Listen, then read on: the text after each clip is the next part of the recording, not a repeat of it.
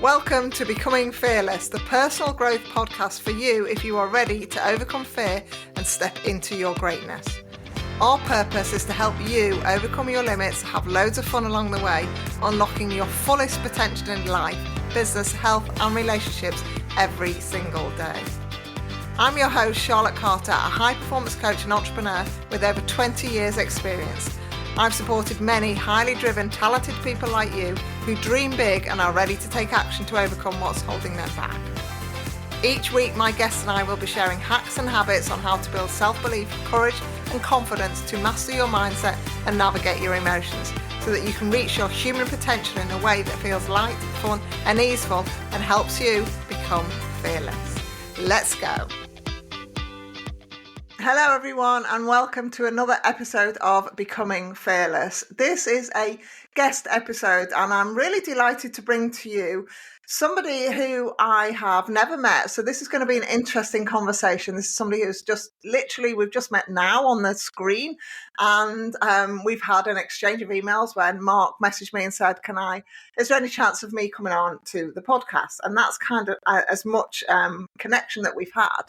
And why I said yes to Mark, because I have lots of people reaching out to come on the podcast. But why I said yes to Mark to come on is for a number of reasons. One, I love an action taker. I loved how the email was written, all of those kind of things. But also he has a real passion that really aligns with I Dare to Leap and aligns with Becoming Fearless. And I think that you as listeners will really benefit from hearing Mark's journey and how he helps people. So I am really delighted to go through this episode with you.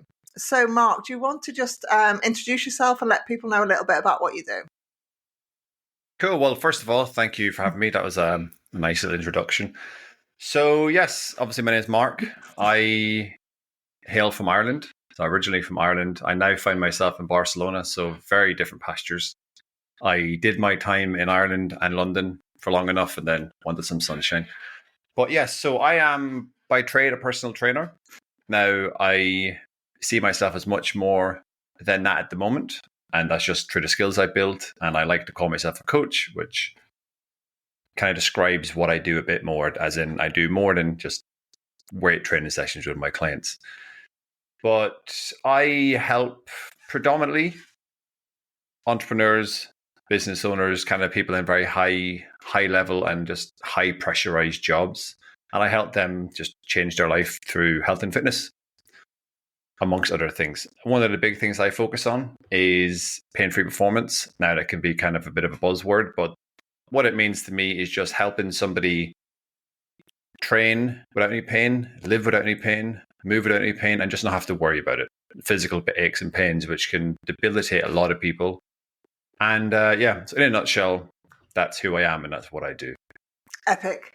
So people listening, I think there are topics that I cover within Becoming Fearless. And we're going to take a deep dive into health as an overarching pillar today. But we're also going to talk about this whole concept of high performers and high achievers who are on this huge trajectory of success in their business and everything is coming together in that form. They may be really wealthy, they may be massively successful, they're hugely driven, they're very goal orientated, those kind of people.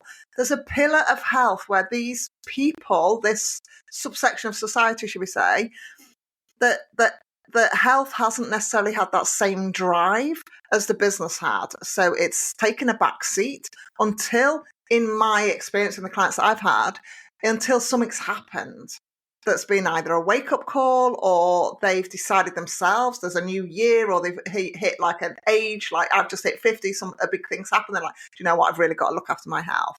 Are they the sort of people that you work with? Are they people like that, Mark? Yeah, 100%. So you hit the nail on the head there. And I've spoken about this lots in the past in my content and through other stuff. But one of the main things I've seen with people and one of the reasons for change is a negative event. And it's so common. And like you wanted to shake these people and just say, why didn't you do this 6 months ago or do it a year ago? But we're just creatures of habit. People by nature are creatures of habit. It's like we get comfortable and then we stay in that comfort because it's comfortable, it's nice. But it's not until something negative happens, whether it's them getting sick or a family member getting sick, or in the worst case scenario, someone very close to them dying, which I've had with quite a few clients. And they're like, right, I need to do something about my health. Like I just need to do something. So yeah, I've had lots of experience with people with that. And that is predominantly, I won't say the main reason a lot of people get in touch with me, but it's definitely one of them, definitely up there with probably like top 2 or 3 is something negative happening and that forcing their hand. And yeah, like I said, it's just human nature, but I wish it wasn't that way, but it is with a lot of people. And I was thinking about this when I went out for a run before we started recording today, and I was thinking about I've got a little bit of a theory on this in that for so many people, when I've worked with people who've got absolute burnout through their business, and then they've decided that that's the time for them to start to look after their health and wellness. I think for some people, there's an element, if they can't see what's wrong or are disconnected to feeling what's going on, then they don't actually have an awareness that anything is actually ever, they just exist in a different type of bubble and it's just not going to happen. Whereas if you break your leg, you can see you've broke your leg by the scans. And then you've got to recover and you've got to do the exercise and the rehab to be able to get your strength back. But I think for some of these internal health issues that maybe start in terms of a niggle or an anxiety or an emotional trigger, and then you can't, this element of people that can't actually connect to it on some way, it just gets bigger and bigger until like something happens. Yeah, so it's about piecing the dots together. And I'll go back to obviously my background, or what I do with a lot of clients is just help them eliminate pain, as well as obviously get a lot stronger and fitter and all these other things. But I mentioned this on a podcast previously, is in my experience, when it comes to someone having an injury or having some sort of pain, whether it's like lower back pain or a bad knee or whatever it is, it's usually a result of 2 things. One of them is poor movement repeated over time and just after weeks, months, years, and then something develops. And then that injury and that pain might not start off at a 10 out of 10. It might be a 2 out of 10, a 3 out of 10. And then people get used to that and they don't really know anything else besides that, like niggling pain. It's like, we've all heard someone, oh, it's just my knee. It's like, it's sore every once in a while. It goes away, it comes back. Or the other method of being injured is like blunt force trauma. And I've been unfortunate enough to have that quite a few times playing sports. Like the shoulder's been dislocated and collarbone cracked in 2 or 3 different places all at once. When that happens, you do something about it. And it forces your hand, which is like what you said. But getting back to the other type is, and it doesn't have just to be with injury, it can be with any part of their health, at all. Body weight's obviously quite a common one. And it's just, you slowly don't notice it getting progressively bigger and bigger and bigger and bigger, where it could be the other way and it's going down too much.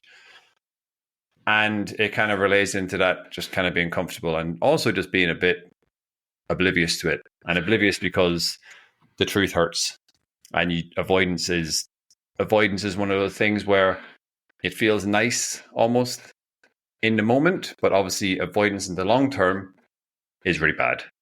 And so it just kind of goes to what you said, is you get used to things and you're not as clued in and keyed on to actually what they might be, because it doesn't happen like that. Do you think there are people that you work with and help and support that come to you and they're like full of fear? They're full of fear of actually what you might say, that their pain might never go away, that they are stuck in this place, that you're going to tell them something that's going to be worse than what they imagine, so they put off coming to see you, all of those kind of things. Do you think there is an element of fear when people first come to work with you? Yeah, it's funny you're bringing up. I've been writing about a lot of these things recently. I don't know why I wrote about it. It might have been my email or it might have been on LinkedIn somewhere. But I wrote how one of the things I used to see quite often at the gym is people would tell me they needed to get fit first before they seen a coach, because they were fearful. They were fearful of that coach that just runs them into the ground and is super aggressive and it's going to be really hard. Whereas that's not my style anyway. But so initially most people do have that fear upon speaking to a coach. And it's my job to just erase that fear. But yeah, it's super common, and it's something I do see a lot of, because fear is, or change is scary. So you initially have that fear. If you lean into that fear, usually on the other side of it is the things you want, but you have to be able to take that plunge. And yeah, that's what I try to get across to people I speak to, whether it's potential clients, current clients, or just anyone I meet online. Is behind that fear is the good stuff, but it's easier said than done. It is. It is. Let people know a little bit about your journey, because I'm really curious and keen to hear about what steps you take to get into this, like, this area of niche, really, this pain area within the fitness field. What were the steps that you took?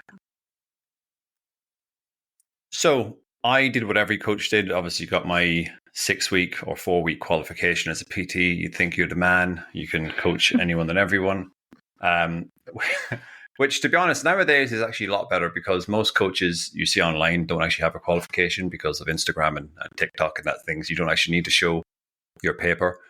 But so I started off like that. And then as I started to get a bit more experience, I went and worked in quite a good gym in London, one of the UK's best gyms, in called Equinox.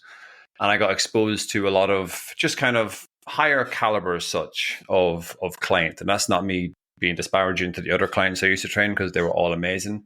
But they're obviously, you have people that are more used to 5-star hotels and people that are more used to 3-star hotels. That's just plain and simple. That's not me trying to put other people down. It's just the way it is. So I started to get more exposed to the higher caliber people that were like CEOs, directors.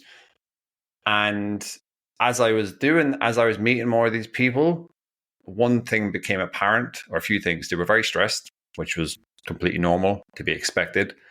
Health and fitness wasn't the main priority. It was just something they were actively trying to get back into because they knew they had to do it, not necessarily because they wanted to do it. And then to top it all off, every single one of them had an injury. Now, not an injury that was stopping them doing their work, because they were wildly successful at their jobs and their careers, but enough to stop them doing things they enjoyed, whether it was running, whether it was a hobby, whether it was playing catch with their dog or their kid, something that was just chipping away at them slightly, whether they knew it or not, but obviously I'd get it out of them. And yeah, so that kind of pushed me down that path. Also, the fact that I have had more of my own fair share of injuries. So usually when I start to learn something, it's because I want to do it for myself first, and then I want to impart it on my clients. So I became more interested in that side of things because I've had a bad shoulder. I played so many sports that my body, I have to do a lot to keep it fit and ready. And just years of sports had beat me up. My whole right side is not broke, but it's not as good as the left sometimes. And I just wanted to fix myself, which I've successfully done. So yeah, that's how I got to where I am now. And I'm also really curious, because there are obviously so many similarities with the people that we work with, which is great, because there's definitely some sort of collaboration that we could talk about.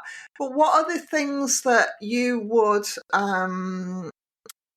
expect these types of people to have going on in their lives? Because what I want to get to here is, for people that are listening, some people, what I found is they're not quite fully aware that that's them. They're like, oh, that's not me.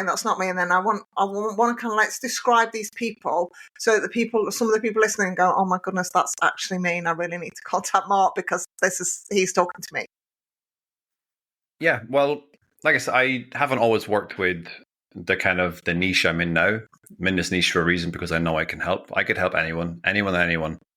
I'd be very confident in my abilities to help them as a coach. But the type of person I work with now is someone with a lot of responsibility on their shoulders, someone that is probably working long days, long hours. Their stress levels are probably higher than your typical person. And everyone has different stress, but this is probably stress related to like lots of decision making, managing teams, and then their own personal and social life as well. It all adds up. People, and then maybe people that travel a lot. I work with a lot of people like that as well.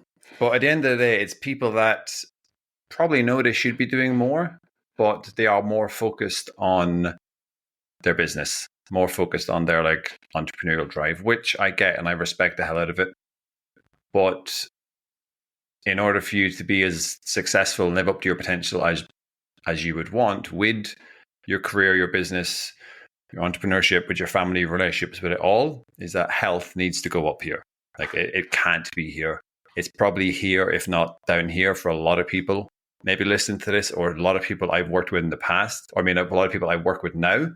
Thankfully, their health is up here as number one. So yeah, if I was gonna, I could give titles and all that, but in a nutshell, that's the kind of the person that I imagine would, or I kind of aim at as such. Hope that's answered that. I think I've gone about it a roundabout way. Yeah. That's all good. So, do you work with these people or on like psychological aspects of the pain? Yeah. That's so some of the. So I split my coaching up into. So we got training or like working out, Yeah, nutrition, lifestyle, and mindset.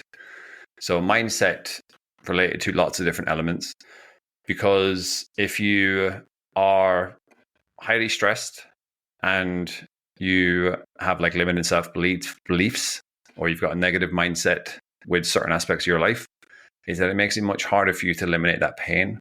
So you can be doing all the work in the world in terms of like strength work and doing the things that you may necessarily need to do to get rid of your lower back pain. But if you are in a chronic state of stress, it's going to be much more difficult for you to eliminate that pain, because your body's in that just high state of stress. You have to know how to bring it down. And so, yeah, the mindset side of it comes into that as well, is believing that you actually can change. So I do a bit of that at the start of my program, is trying to change people's beliefs around their health and fitness, and that they actually can achieve things. And the main thing I do, whether it's sleep or just overall health and fitness, is just try to get people to shift their priorities to one of where their health is number one. And I say this as in the nicest way possible. I've wrote content about it recently as well, is that you have to be extremely selfish when it comes to your health, because actually being selfish is the most selfless thing you can do with your health, because once that's number one, you feed everything else. So yeah, when it comes to the mindset sort of thing, that's just what I try to get across. And it doesn't happen straight away, but I'd like to think that I do get that message across, and then people kind of buy into it and buy into themselves, more importantly. I've got a question that I would love your take on.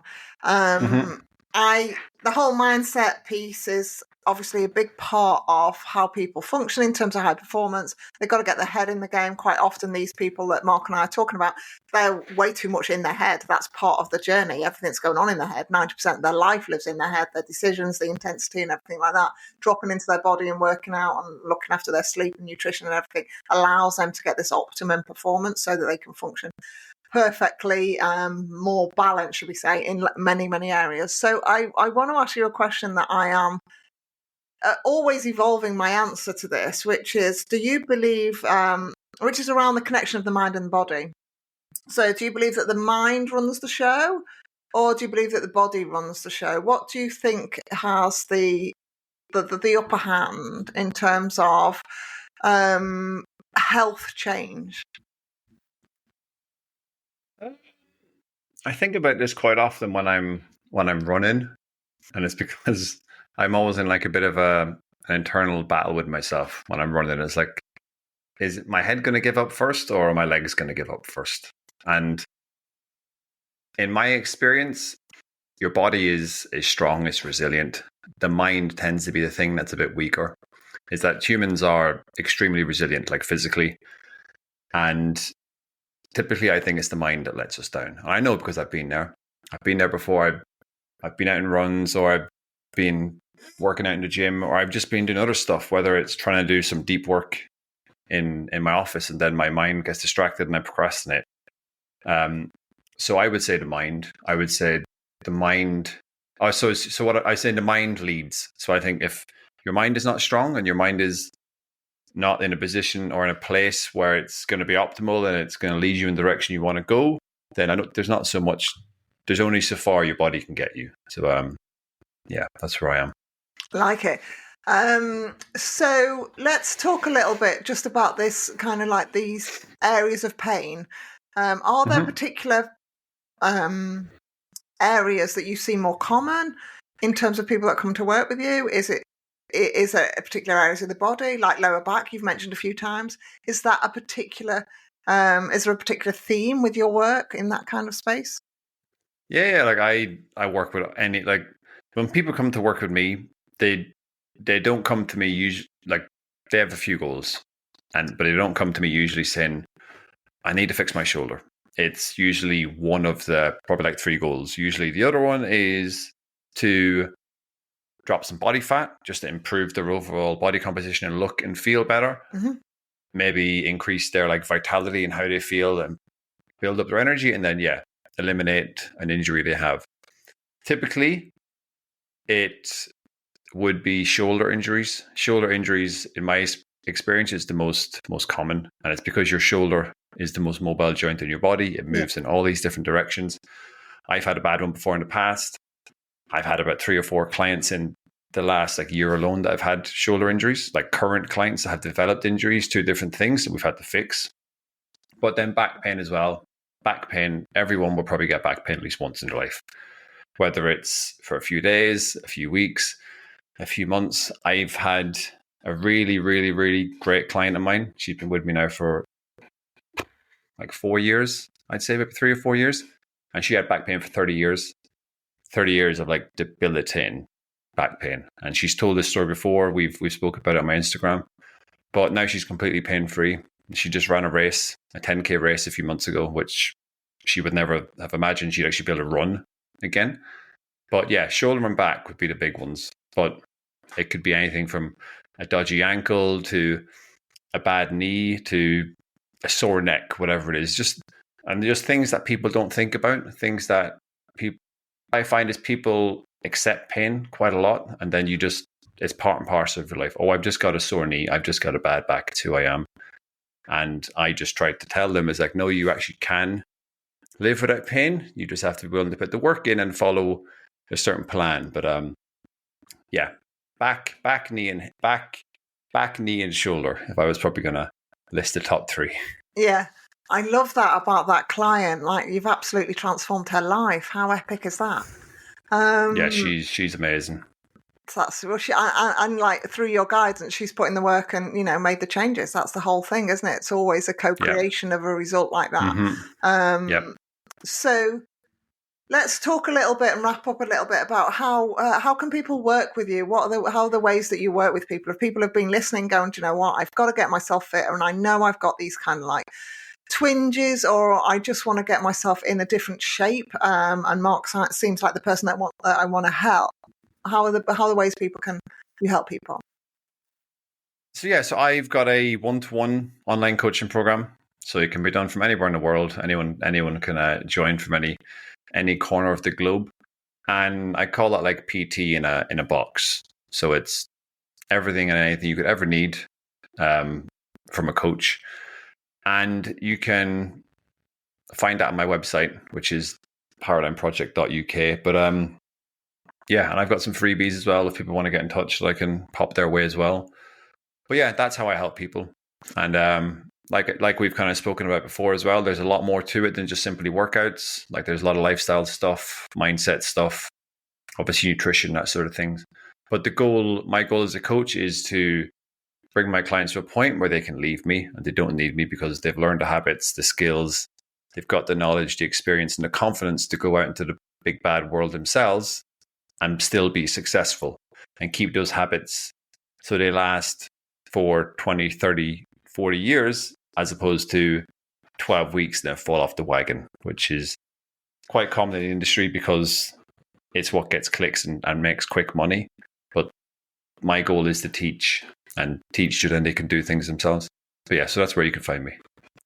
So if you're listening and you're thinking, do you know what, I have been that person that Mark's talked about, or I am that person that has this high levels of stress, I'm not spending enough time with the family, my mind, I'm always in my head, all of those kind of things, and that you are seeking or searching a sustainable way of living that prioritizes your health, your wellness, your fitness, your movement, your nutrition, your mindset, and you've got these things in your head where you might not necessarily take action. Mark's going to be the person who can help you, support you. And all of Mark's details are below this podcast episode, and you can go onto his website, you can get his freebies, you can book a call with him and see if he's the right person to help you. And one of the things that I really like about how Mark has shaped his business is that it's unique to the person's journey. There's a one-to-one offering. This is how you work. It's bespoke to you. We can work on all of the things that you're fearful of, and you can help yourself to build a habit so that you can fly on your own. Am I right? Is that a summary right? You are. I might have to get you to do some copywriting for me, because that was very good. Yeah, that's it. That's it in a nutshell. Yeah, I couldn't have said it any better. So let's just talk about the question that I ask every single guest that I have on Becoming Fearless, which is about a book that you have read at a time in your life that has really resonated and really helped you move through either fear or into more self-belief, or just made an impact in your life. Yeah, I've got a few, and I think ironically the book I'm going to mention isn't actually behind me. No, my sister has it in Ireland, but I've got quite a few. But if I was going to say one, it would be the book that's not there, and it is Start With Why. Start With Why? Yeah, Start With Why by Simon Sinek, which I'm sure a lot of your listeners probably know his name. But that book, I remember reading, it's one of the very first books that I read through, and one of the kind of first like self-development books as such. I read that about 4 or 5 years ago, and it was at a period where I was starting to really work on myself and take myself serious as a coach, and think of my career as more of a business and something bigger, hopefully in the future. And that book just helped me kind of decide on what I wanted and who I wanted, and who I wanted to help, and why I wanted to help them, and why I was doing the things that I would be doing. And yeah, so that book is amazing. I can't recommend it enough. Yeah, it's really, really good. I was on a similar journey, actually. I can remember reading that and just thinking, "Whoa, okay, this is giving me a lot of aha moments." I can remember that. So definitely, the link to the book will be below as well. If you haven't read it, it's definitely something that is going to change the trajectory in your life, because he is a master of his craft in terms of understanding how people what drives people. So. We could carry on this conversation, but I will wrap it up there. Is there anything else you want to add? Is there anything else you want to talk about or summarise, Mark? If I was going to give your listeners one piece of advice, if there's people out there that are kind of struggling with their health and fitness, or like you said, they're a bit fearful, which is super common with any aspect of life, but especially with your health, because it can be quite scary to face up to sometimes, because at the end of the day, your health feeds everything. If you're unhealthy, if you're sick, it's not nice. It's scary. And then sometimes facing that, it's not nice. But to get around that, my number one piece of advice is just to start slow, start small. There's a lot of stuff out there at the moment on like social media about saying you need to do this, you need to do that, and the best workout, the best meal plan, the optimal time to sleep, all this sort of stuff it's an information overload. So just start slow, start small, and just do something you can maintain, and it doesn't take much out of you. So whether that's a 20-minute walk 3 days a week, or doing 10 minutes of stretching in your house, or going to the gym for 20 minutes, just do something to get the momentum going, because eventually that 20 minutes 3 days a week will be 30 minutes 3 days a week. And then in 6 months, it may be 4 gym sessions with weights per week. So it's start small and build. But yeah, so that's the one thing I would like to add. Yeah, I like that. And also listening to you, it's like make a commitment to yourself to change, because it's one of you can work with somebody like Mark on all of these great things, but ultimately it's for you to make that commitment and there's a real driver, and your health is priceless. Nothing, no, you can't replace it.